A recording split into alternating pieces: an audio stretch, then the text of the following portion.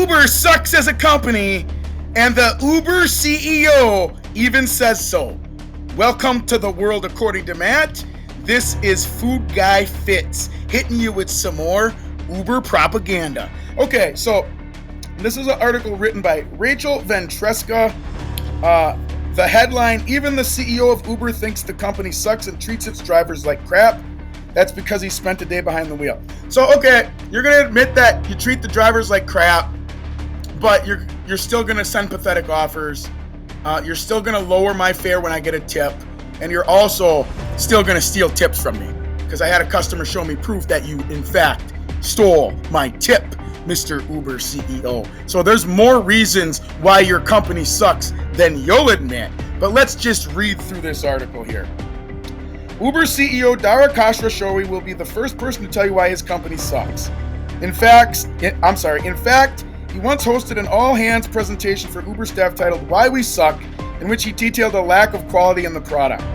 It wasn't a pleasant all-hands with the company, Khosrowshahi recalled at an event on Wednesday, but it set a tone.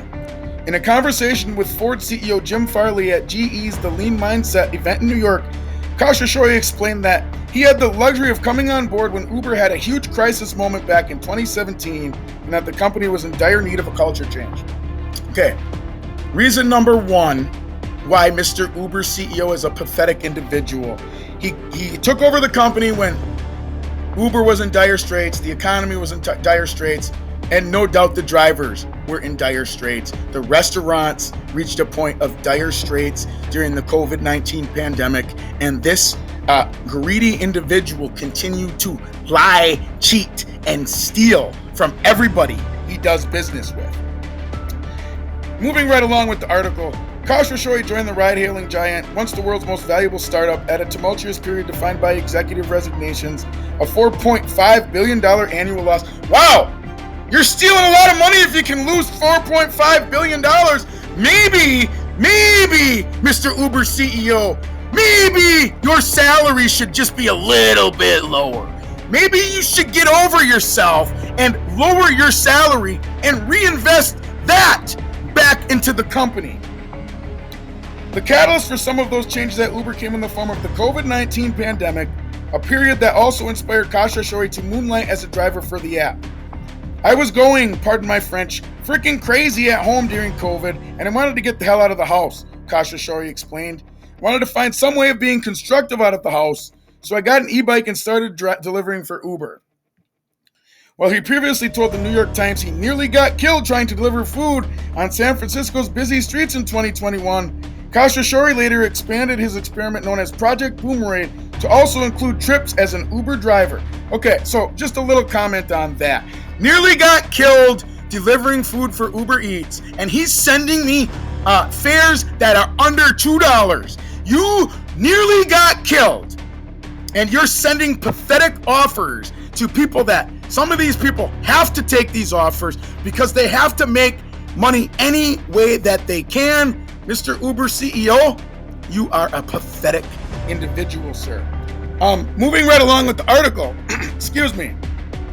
For me, once I saw what I believe was a lack of quality with the product as it related to delivering, then I bought a Tesla and I started driving as well, Khosrowshahi said. Must be nice! You can just go out and buy a Tesla whenever you want because you're stealing a $40 million salary off the backs of your drivers. Not everybody has that luxury. And let me just tell you something, Mr. Uber CEO. When I do buy a Tesla, I will not devalue my car for your pathetic company, sir.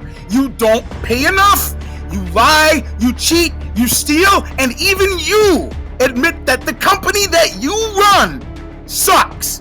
So, if the president of the company, the CEO of the company says it sucks, and he doesn't want to change it, guess what?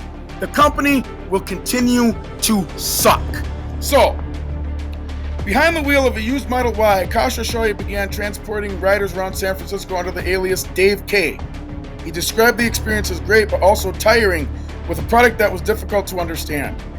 It showed me literally that we as a company culturally were very much focused on the rider and the eater product because we used it ourselves, Khosrowshahi said. But we didn't take pride in the driver product because very few of us drove. But what started as an effort to better understand the experiences of drivers quickly became a pivotal moment for the company's structure. Khosrowshahi sent notes to his engineers on ways to improve and became more public with the company about his thoughts on the product. Khosrowshahi presented his findings to the Uber-wide team during his infamous Why We Suck presentation. We set that expectation. We started celebrating employees going out there, delivering employees driving, he said. First, the drivers aren't your employees, by the way. Drivers are not your employees. We're independent contractors according to your stupid rules.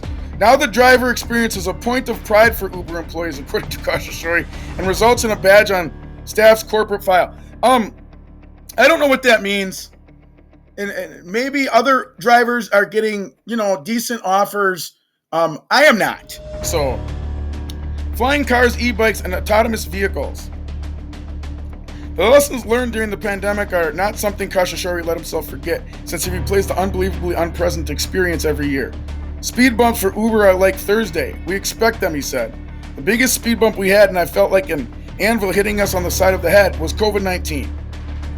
It was an anvil hitting us on the head, and you continued to rob, cheat, and steal from everybody during a time of crisis. I mean, if that doesn't say scumbag, I don't know what does. Before the pandemic, Uber was experimenting with autonomous technology, manufacturing bikes and scooters, and even making plans for flying cars. These aspirations just weren't core to what Uber does, and frankly, we sucked at them, Khosrowshahi said.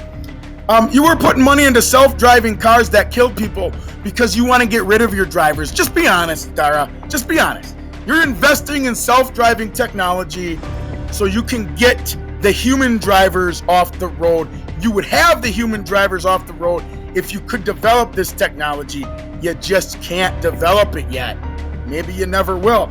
But if you had this technology developed tomorrow, all of the Uber drivers would most likely be deactivated. That is how much you care about the drivers that are putting money in your pockets. Your company sucks. You suck. Coupled with the economic strain from the pandemic, including losing 85% of its passenger trip volume, according to Khosrowshahi, the ride-sharing company needed to refocus its efforts on what it excelled at, software and building marketplaces. First of all, if Uber is as honest as his company, every word out of his mouth is a complete and utter lie. Because every time I drive for Uber, I feel violated, which is why I don't drive as much. But, like I said in my last video, I will keep, on a limited basis, accepting offers just to expose the pathetic pay structure, just to expose the lies of Mr. Dara Khosrowshahi. Because this guy takes scumbag to a whole new level. That event caused the company to come together. That event caused the company to have a growth mindset, he said. It was a huge shift in how we operated. That is the end of the article, but I don't understand where the shift in your operation is, Mr. Dara, because please comment, other drivers, please let me know if you are getting better offers or at least reasonable offers. But what I'm seeing is when a customer tips me, my fare is basically nothing. And before Uber showed me upfront fares, there was more money in my pockets. And Mr. Travis Kalanick, or whoever the first president of Uber was, left Uber with like $4 billion. So there's a lot of money that this scumbag is hiding. And like I said, Uber sucks as a company, and the president of the company even admits it. And the one person that can change that, Mr. Uber CEO himself, refuses to do so. I have a sneaking suspicion that Mr. Uber CEO just kind of granted this interview, wanted this type of headline leaked.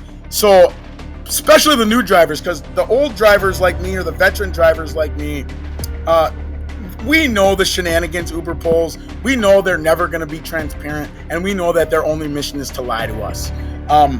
But he wants the new drivers to think, oh, I'm on it. I'm working on it. When he's really just stabbing you in the back more. Because Mr. Uber CEO doesn't know how to be an honest person. Doesn't know what an honest day's work is like. Only knows how to lie, cheat, and steal. I'd love to hear your thoughts on this article. Any other thoughts on Uber in general? whether you agree or disagree, if you are in favor of what Uber's doing, or if you don't feel violated by the company. I would love to hear your reasons as to why. If you enjoyed this video, please hit the like button and subscribe to The World According to Matt.